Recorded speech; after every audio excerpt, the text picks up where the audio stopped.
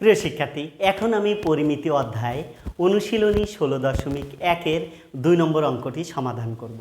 দেখো, 2 নম্বর অঙ্কে বলেছে 20 মিটার লম্বা একটি মই দেওয়ালের সাথে খাড়াভাবে আছে। মইটির গোড়া দেওয়াল থেকে কত দূরে সরালে ওপরের প্রান্ত 4 মিটার নিচে নামবে। তাহলে দেখো, আমরা 2 নম্বর অঙ্কটি সমাধান করব। প্রথমেই আমি একটি চিত্র অঙ্কন করব। চিত্রটির এইটি একটা দেওয়াল, অর্থাৎ এ বি আমরা দেওয়াল ধরতে পারি। সম্পূর্ণ দৈর্ঘ্যটা আছে কত? 20 মিটার। দেওয়ালের সম্পূর্ণ দৈর্ঘ্য আছে 20 মিটার এবং এই দেওয়াল যত বড় একটা মইও তত বড়, তার মানে মইয়ের দৈর্ঘ্যও কিন্তু 20 মিটার। এখন বলছে এই উপর থেকে 4 মিটার নিচের দিকে যদি মইটাকে নামায়া নিয়ে আসি, তাহলে মইটা এখানে আসবে, এখানে আসবে এইটা। তাহলে এ বি সি আর হলো ডি, এইটা হলো ডি। তাহলে 4 মিটার যদি উপর থেকে নিচের দিকে আনি, তাহলে দেওয়ালের দৈর্ঘ্য কতটুকু থাকবে? এই 20 থেকে 4 বাদ দিলে 16, অর্থাৎ এই বিডি দেওয়ালের দৈর্ঘ্য থাকবে এতটুকু। যেহেতু দেওয়ালের এখান থেকে 4 মিটার নিচে নিয়ে এসেছি এই ডি বিন্দুতে, তাহলে এখন এই বিডি কত হবে? 16, কারণ 20 থেকে ওই 4 বাদ যাবে। কিন্তু মইয়ের দৈর্ঘ্য কিন্তু কমবে না, মই কিন্তু 20 মিটারই থাকবে। মই যে 20 মিটার, সেটা 20 মিটারই থাকবে। এখন দেখো, বলছে কি যে দেওয়ালের গোড়া থেকে, এই দেওয়ালের যে গোড়া আছে, এই গোড়া থেকে মইটা কত দূরে সরালে এই 4 মিটার নামবে। এখন দেখো, তাহলে বিডি আমরা 4 মিটার নামানোর পর 16 পেয়েছি, আর মইয়ের দৈর্ঘ্য যা আছে তাই, অর্থাৎ 20। আমাদের এই বিসি কিন্তু বের করতে হবে। তাহলে দেখো, এখন আমি লিখতে পারি যে দেওয়া আছে মইয়ের দৈর্ঘ্য, দেওয়া আছে মইয়ের দৈর্ঘ্য, মইয়ের দৈর্ঘ্য, মইয়ের দৈর্ঘ্য কত? সিডি সমান, সিডি আমরা ধরবো, সিডি সমান 20 মিটার।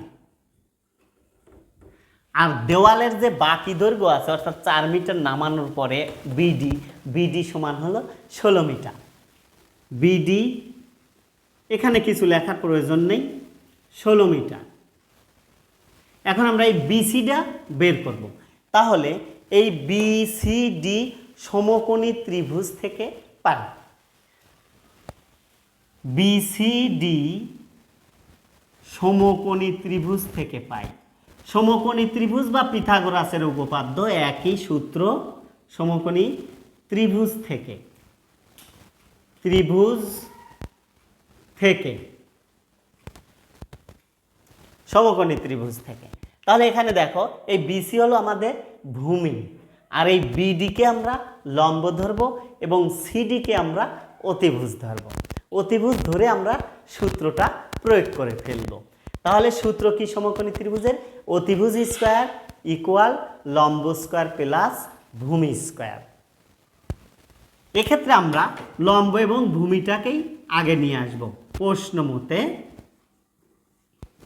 তাহলে লম্ব বিডি হলো লম্ব, লম্ব স্কোয়ার প্লাস ভূমি হলো বিসি স্কোয়ার ইকুয়াল অতিভুজ হলো সিডি স্কোয়ার। তাহলে আমাদের হয়ে গেল লম্ব স্কোয়ার প্লাস ভূমি স্কোয়ার ইকুয়াল অতিভুজ স্কোয়ার। এখন আমরা মানগুলো বসিয়ে দেব। দেখো, মান আমাদের বিডি এর মান কত আছে? 16, আমরা 16টা বসিয়ে দিলাম, 16-র উপরে স্কোয়ার দিয়ে দিলাম, প্লাস এখানে দেখো বিসি এর মান কিন্তু আমাকে বের করতে হবে। তাহলে বিসি এভাবেই থাকবে ইকুয়াল, এখানে সিডি এর মান কত আছে? 20, সিডি এর মান 20 আছে, আমরা 20টা বসিয়ে দিলাম, স্কোয়ার আছে, স্কোয়ারটা দিয়ে দিলাম। বা তাহলে এখানে 16 কয়টা গুণ করতে হবে? 2টে 16 গুণ করতে হবে, কারণ 16-র উপরে স্কোয়ার আছে। 16 256 প্লাস এটা এভাবেই থাকবে বিসি স্কোয়ার, কারণ এর মান বের করতে হবে ইকুয়াল। এখন 20 আর 20 যদি গুণ করি তাহলে 400 হয়ে গেল। তাহলে 20 গুণ করলে 400।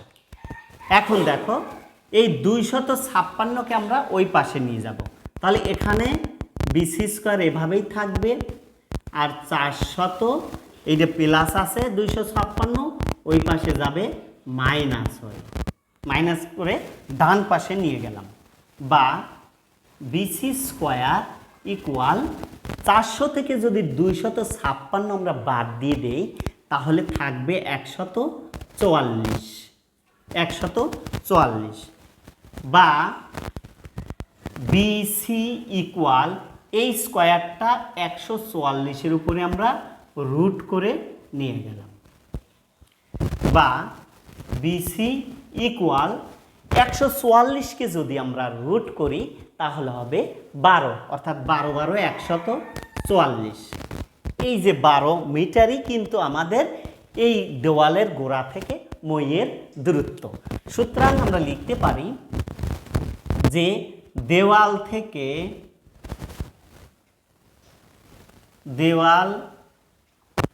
থেকে মইয়ের দূরত্ব, দেওয়ালের গোড়া থেকে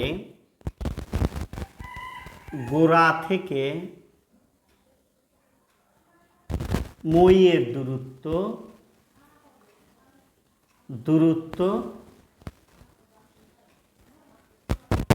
12 মিটার।